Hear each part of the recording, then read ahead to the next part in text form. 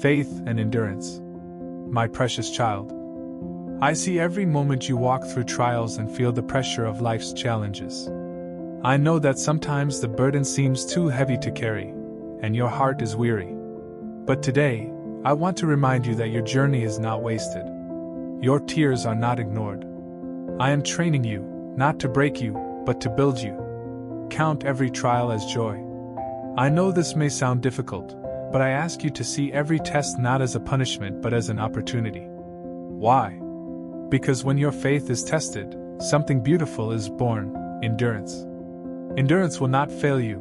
It will strengthen your soul and prepare you to become complete, mature, and lacking nothing. Consider it pure joy, my brothers and sisters, whenever you face trials of many kinds, because you know that the testing of your faith produces perseverance. James 1 verses 2-3. Let perseverance finish its work so that you may be mature and complete, not lacking anything. James 1 verse 4. These verses remind you that trials are not the end.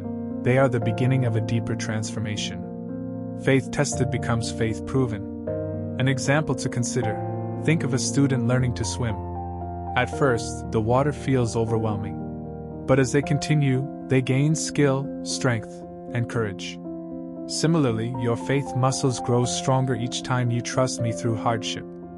If any of you lacks wisdom, you should ask God, who gives generously to all without finding fault, and it will be given to you. James 1 verse 5. But when you ask, you must believe and not doubt. James 1 verse 6.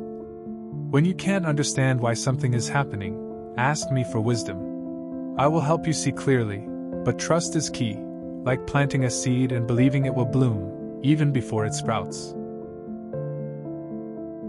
Hold fast in humility, whether in lack or abundance.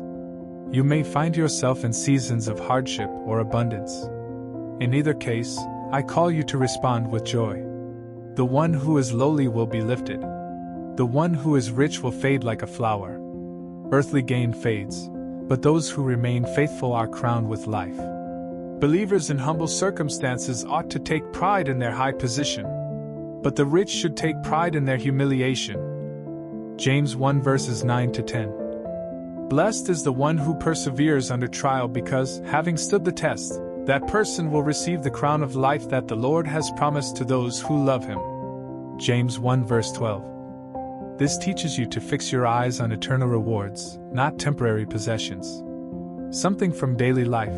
Imagine two friends. One has much, one has little. Yet both choose to share what they have, love generously, and serve others with joy. They are both rich in my eyes. Temptation does not come from me. Guard your desires. When you feel tempted, know this: I do not tempt you. Temptation arises from your own unchecked desires. Desire gives birth to sin, and sin, when fully grown, leads to death. That's why I urge you, guard your heart. When tempted, no one should say, God is tempting me. For God cannot be tempted by evil, nor does he tempt anyone. James 1 verses 13-14. But each person is tempted when they are dragged away by their own evil desire and enticed. James 1 verse 14. Stay close to me. Every good and perfect gift you long for comes from me, not from the false promises of the world. Every good and perfect gift is from above, coming down from the Father of the heavenly lights. James 1 verse 17. He chose to give us birth through the word of truth, that we might be a kind of firstfruits of all he created. James 1 verse 18. Here's a situation you may relate to. A student wants to win a competition so badly that they're tempted to cheat. But instead, they choose honesty, even if it costs them the prize. That choice builds their character and honors me. Remember, my rewards are eternal. Be quick to listen, slow to speak, and slow to anger. My child, when conversations stir anger in your heart, I urge you to pause. Your anger cannot bring about my righteousness. Instead, remove what is unclean and receive my word with humility. Let it take root in your heart. Everyone should be quick to listen, slow to speak, and slow to become angry, because human anger does not produce the righteousness that God desires. James 1 verses 19-20. Humbly accept the word planted in you, which can save you. James 1 verse 21. Listening deeply is an act of love. Speaking gently is a gift. Holding your temper is a strength. Imagine this: someone accuses you unfairly. Everything inside wants to shout back, but instead, you take a breath, ask me for peace, and respond kindly. That's what it means to live my word. Don't just listen, live out my word. I don't just want you to hear my voice. I want you to obey it. If you only listen but don't act, it's like looking in the mirror and walking away, forgetting your reflection. But if you study my truth and live it out, you will be blessed in all you do. Do not merely listen to the word, and so deceive yourselves. Do what it says. James 1 verse 22.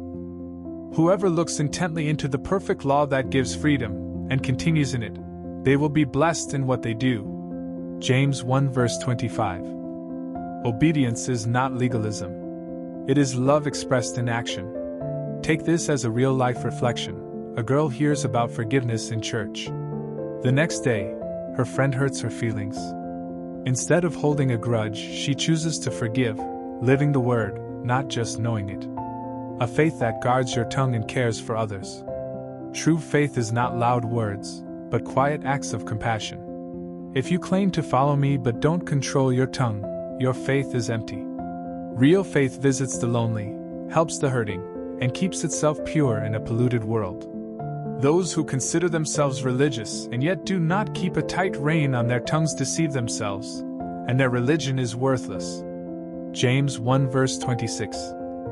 Religion that God our Father accepts as pure and faultless is this: to look after orphans and widows in their distress and to keep oneself from being polluted by the world.